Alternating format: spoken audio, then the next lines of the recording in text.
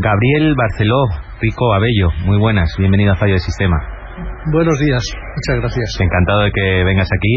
Eres el autor de esta teoría publicada recientemente en la Revista Americana de Matemática y Física Aplicada. Y, por cierto, ¿tiene nombre la teoría? Teoría de interacciones dinámicas. Teoría de interacciones dinámicas. ¿Cómo pasas de algo tan particular como es el boomerang a una teoría de las interacciones dinámicas? Bueno, es una historia muy larga, como de hace 50 años. Yo fui alumno de Miguel Catalán, el único físico español que tiene a su nombre un cráter en la Luna, gracias al acuerdo de los científicos internacionales. Y Miguel Catalán fue mi profesor y me inculcó una serie de ideas y de preocupaciones. Y una de las ideas era el hecho de que en el universo todo lo que orbita rota, sin que existiese ninguna ley previamente que estableciese una correlación entre ambos fenómenos. Y precisamente en el caso del boomerang nos encontramos con que el boomerang rota sobre un eje y además orbita porque vuelve a su origen. Con lo cual pues ahí se veía una clara concomitancia, una clara conexión, y con el fin de comprobar si eso era una casualidad o realmente existía una ley, inicié una serie de pruebas experimentales. Una prueba experimental era, por ejemplo, con un péndulo que en vez de tener una masa neutra tenía un giróscopo como masa, y este péndulo, en vez de hacer su oscilación en un plano, hacía la oscilación en 3 dimensiones, generando pues el equivalente a una órbita.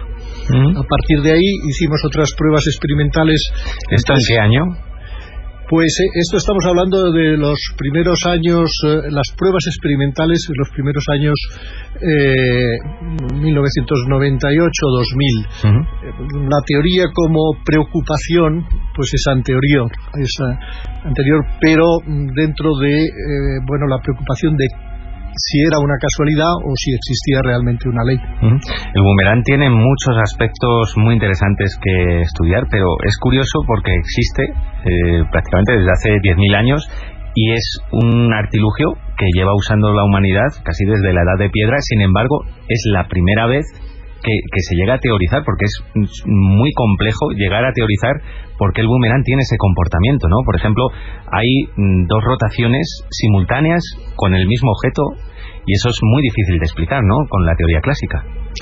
Pues ahí está, que con la teoría clásica, que se han hecho muchas teorizaciones, pues yo entiendo que no se ha llegado a una solución clara que podemos proponer con la teoría de interacciones dinámicas.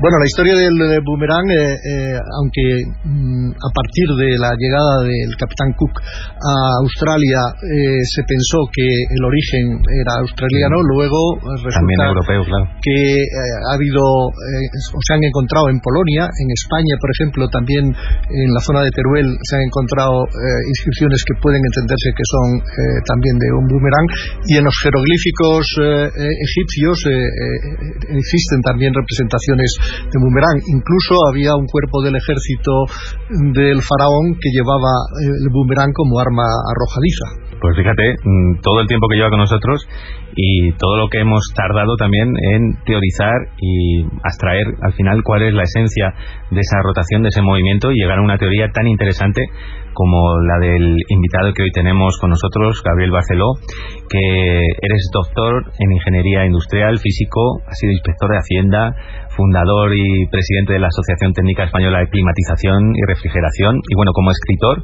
me interesa mucho en el 82 planificación y estrategia ante el desafío energético. Ya estabas en ese momento preocupado por algo que es acuciante hoy en día, el vuelo del boomerang en Marcombo en 2005, un mundo en rotación, teoría de interacciones dinámicas, también en Marcombo 2008, y lo que sí se denota viendo tu currículum, que hay cierta preocupación por la energía y por la dinámica de rotación, aspectos relacionados, ¿no?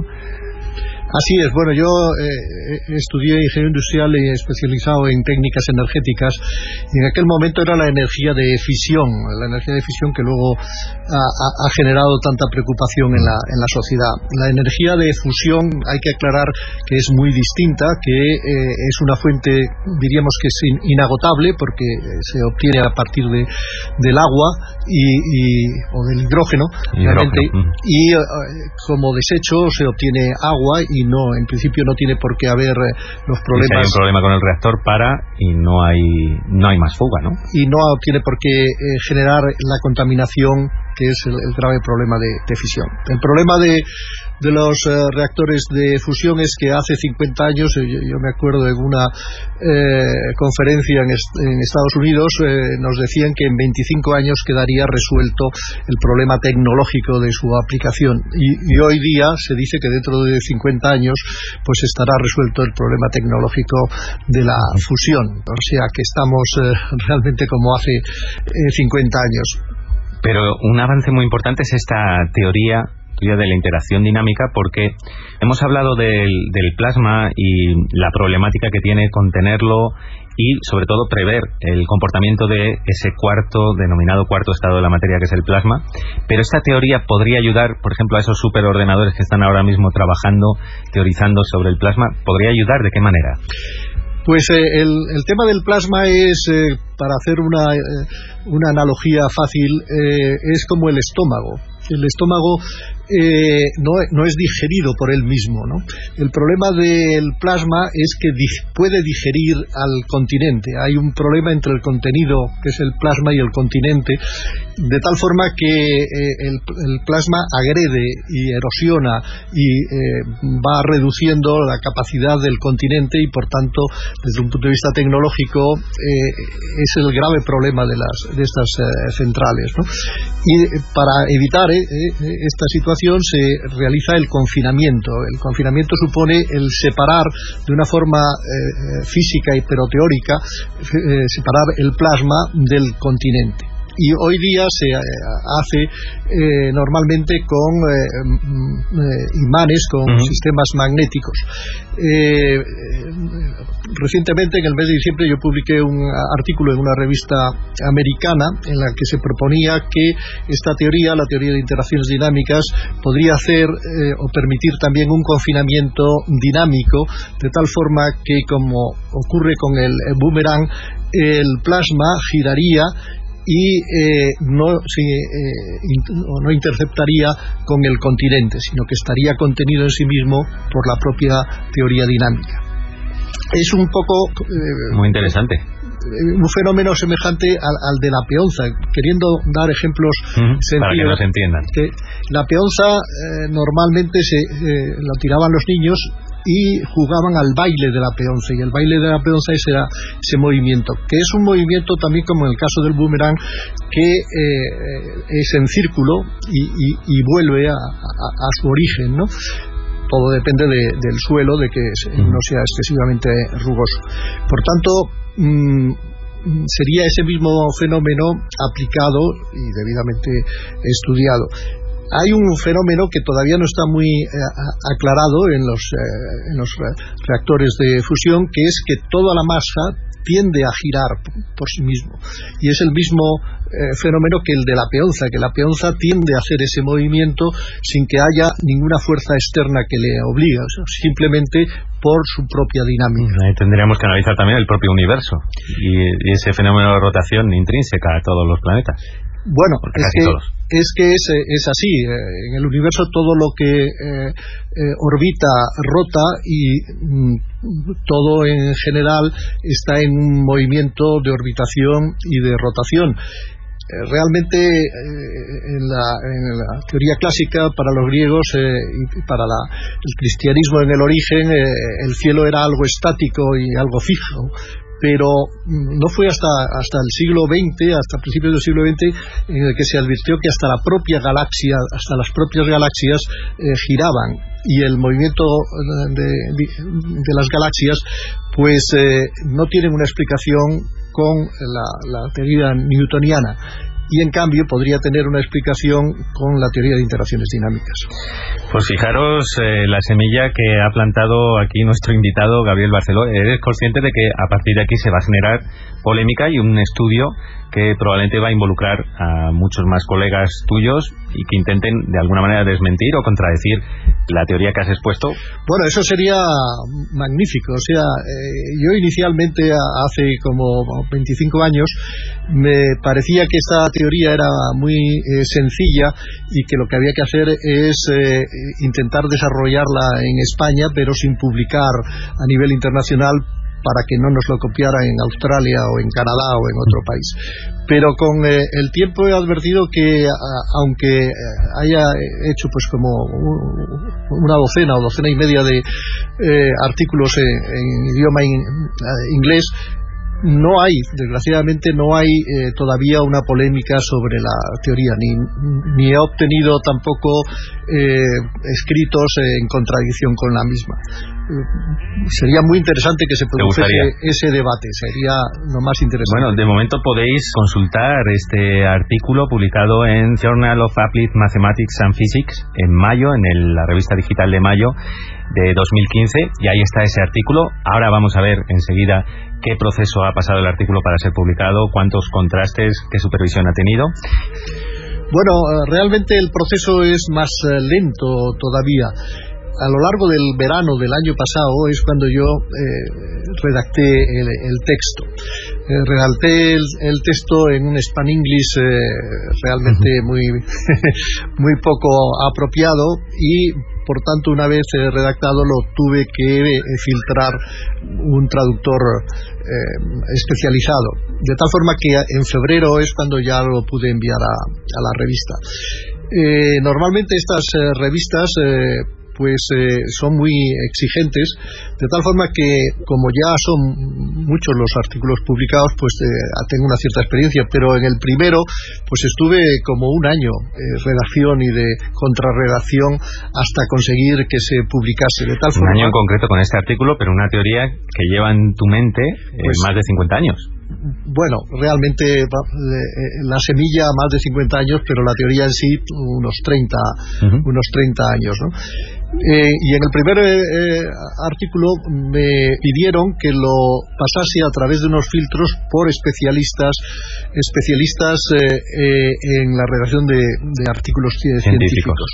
Especialistas que normalmente son indios, porque son aquellos que dominan por un lado el idioma inglés y por otro lado, además del idioma... Estás empezando a tener ya las primeras reacciones al artículo porque está tu móvil ardiendo, ¿eh?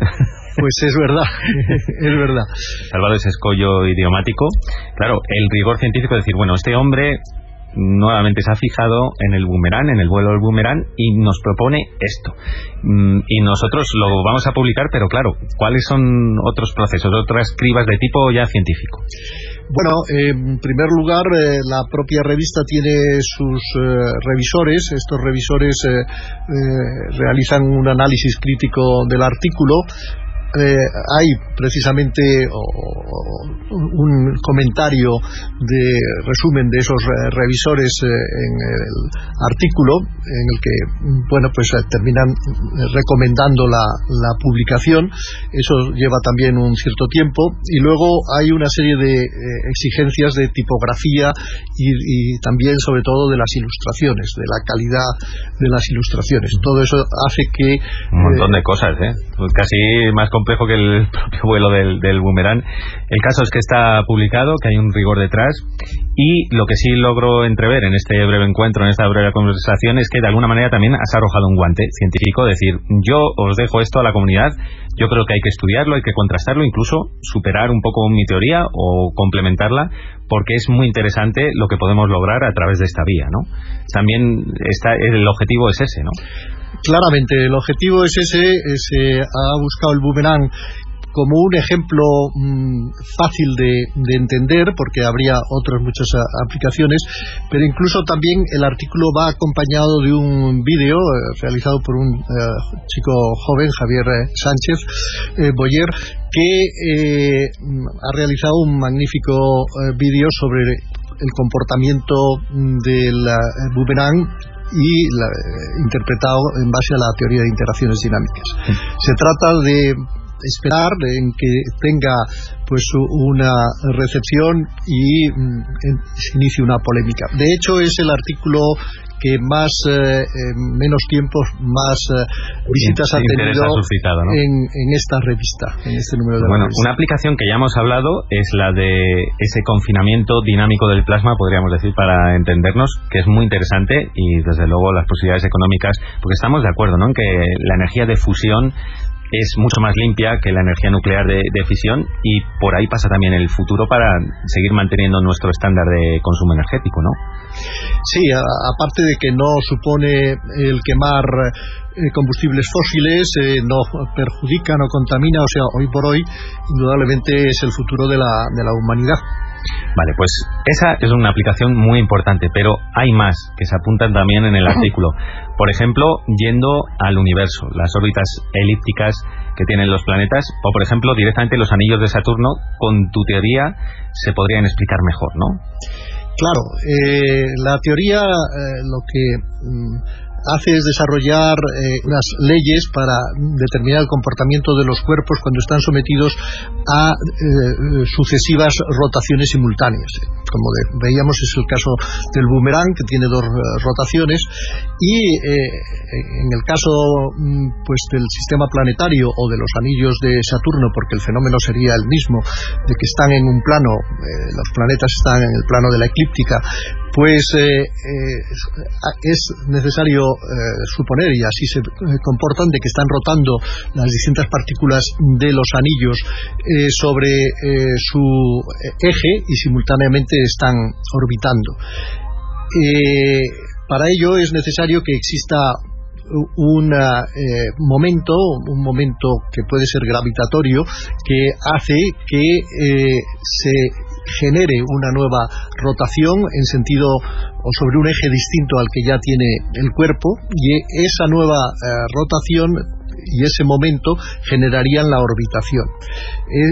Eso es lo que la teoría viene a decir, y bueno, lo que es fascinante es la delgadez, por ejemplo, de esos anillos, que realmente son miles y miles de pequeños cuerpos, muchos a lo mejor son cristales de nieve o de hielo, y que están simultáneamente rotando y orbitando alrededor de Saturno. Lo que pasa es que, aparte de esa física gravitacional, bien es cierto que el boomerang estudiado aquí en la atmósfera terrestre, si nos vamos al espacio, hay un elemento a tener en cuenta, y tras el que está toda la comunidad científica, que es la materia oscura y la energía oscura, que sabemos que está actuando, que sabemos que tiene que entrar en la ecuación, pero en concreto, ¿cómo lo tienes tú en cuenta en esa teoría aplicada ya a cuerpos en el universo? Pues yo te diría, te agradezco mucho esa pregunta, porque realmente la energía oscura y la materia oscura nacen de la aplicación de las leyes gravitatorias clásicas a la dinámica de las galaxias. Mi propuesta es totalmente distinta, o sea, yo entiendo que es que debe aplicarse otra dinámica distinta, y por tanto no entiendo que exista una energía o una materia oscura. Yo lo que entiendo es que ante la falta del comportamiento de las galaxias, de la dinámica de las galaxias en relación con las leyes de la dinámica clásica, se ha buscado una aparente sustitución que es innecesaria. Las ecuaciones matemáticas dan como resultado la materia o la energía oscura, pero es también un poco absurdo pensar que exista una materia que no vemos, que no detectamos, pero que es transparente y que en cambio tiene masa gravitatoria. Ahí hay una clara contradicción, y por tanto yo lo que entiendo es que las leyes que hay que aplicar para explicar la dinámica de las galaxias es otra. Yo propongo la mía, por supuesto, y no la teoría de Newton. El problema no es... Eso ya sí que es rompedor, ¿eh? O sea, yo aquí me voy a callar. Siga. Bueno, el problema no es que Newton estuviera equivocado, porque la teoría de Newton realmente se basaba en masas puntuales. El problema es cuando Euler, posteriormente, 2 siglos después o 1 siglo y medio después, interpreta la rotación de los cuerpos. y ahí entiendo que no fue suficientemente valiente. Nosotros lo que hacemos es interpretar la teoría de campos, interpretar que en el caso de Boomerang o en el caso de una estrella, en el caso de las galaxias, lo que hay es un campo de velocidades que se genera dentro de la propia masa, y ese campo de velocidades de traslación se suma al campo de velocidades generado por la segunda rotación, cosa que la mecánica clásica no admite que se pueda sumar una rotación con una traslación. Nosotros entendemos que sí es posible, y por tanto por la suma algebraica de esos dos campos de velocidades se produce el cambio de la trayectoria del cuerpo y en definitiva la orbitación. O sea que no es necesario buscar una materia y una energía oscura, sino cambiar el modelo. Esa es mi opinión, exactamente. Y bueno, pensando también en esa teoría unificada que Einstein buscó en vida, la teoría del campo unificado, ¿existe o hay que reformular la teoría? La teoría de el Einstein, comportamiento como onda y partículas simultáneamente. Sí, como propuso de Broglie en su momento. Mi propuesta creo que ha nacido como 100 años tarde, o sea, tenía que haber nacido en el siglo XIX, en la época de Foucault, en la época en la que se estudiaba precisamente el comportamiento de los cuerpos en rotación. Pero a finales del siglo XIX aparece la figura de Einstein y le da tal vuelta a la física que todos los demás temas quedan olvidados, obsoletos, y todos quedan admirados con la teoría de la relatividad, que indudablemente tiene un enorme valor y es una innovación en la física. Y por tanto, históricamente ha habido, diríamos, por parte de la ciencia, esa omisión de no haber incorporado una teoría de interacciones dinámicas en el siglo XIX antes de que Einstein hubiese desarrollado su teoría. Bueno, pues me quedo pensando con esa reflexión de que tu teoría tenía que haber llegado por lo menos 100 años antes y ver qué hubiese hecho la comunidad científica, pero está ahí ahora mismo, y ahí está todos los retos que ya estáis escuchando a Barceló, todos los retos que está soltando en esta conversación y todos los que están incluidos en su artículo. Más aplicaciones, por ejemplo, ya brevemente porque se nos acaba el tiempo, para entender tornados, huracanes, ciclones dentro de nuestra atmósfera, esa interacción dinámica. Y bueno, también tiene alguna otra aplicación incluso para las naves espaciales, como decíamos, o para tripular también, para navegar sin timón. Bien, una de las primeras aplicaciones que desarrollamos fue un timón dinámico. El hecho de que se puede hacer navegar, y las pruebas las hicimos en el agua porque era mucho más caro pensar en el aire. Diseñamos un cilindro dentro del cual había dos depósitos, y estos depósitos podían traspasar el agua de uno a otro, y simultáneamente el cilindro giraba sobre su eje principal, de tal forma de que de esta forma conseguíamos también dos rotaciones, una sobre el eje principal y otra debido al trasvase que hacía que pudiese girar el cilindro. Y conseguimos el gobierno de ese, diríamos, submarino, con el trasvase del líquido de un depósito a otro. Eso supone en principio también un ahorro de energía, dado que la pala del timón supone un freno y por tanto un consumo de energía. Esa es una aplicación, o otras muchas que pueden, por ejemplo, en el caso de los cohetes, el hecho de que se dirigen sin rotación. Y yo entiendo que esto es desde von Braun, cuando tiraban las V2, el conseguir que pudieran dirigirse a Inglaterra desde Alemania. Y en cambio los chinos, cuando han empezado con sus experiencias, no tenían en cuenta la rotación intrínseca de los cohetes, y se produjeron numerosos accidentes por eso. Bueno, pues muchas aplicaciones ahí en el horizonte y muchos retos que cumplir. o por lo menos que afrontar y que aceptar, porque aquí está el desafiante Gabriel Barceló con esta teoría de las interacciones dinámicas, publicada en esta prestigiosa revista americana, y su enorme cantidad de libros, que gracias por haber traído unos cuantos, porque tenemos ahí deberes que coger, y me quedo con varios titulares de la entrevista, porque la verdad hay muchos, espero que vosotros los hayáis cogido y entendido. Gabriel Barceló, muchas gracias por haber estado en Fallo Sistema, y seguiremos atento a tus nuevas inquietudes. Muchas gracias, Santiago. ¿En qué vas a estar ahora? No, seguir con la teoría. Sí, el tema, por ejemplo, ahora vamos a hacer un vídeo sobre la peonza, otro vídeo sobre el péndulo, explicaciones, diríamos, que puedan ser populares y fácilmente entendibles de la teoría. Pues ya sabéis, si veis un boomerang por ahí, lo vais a ver de forma diferente después de haber escuchado a Gabriel Barceló. Muchas gracias. Gracias.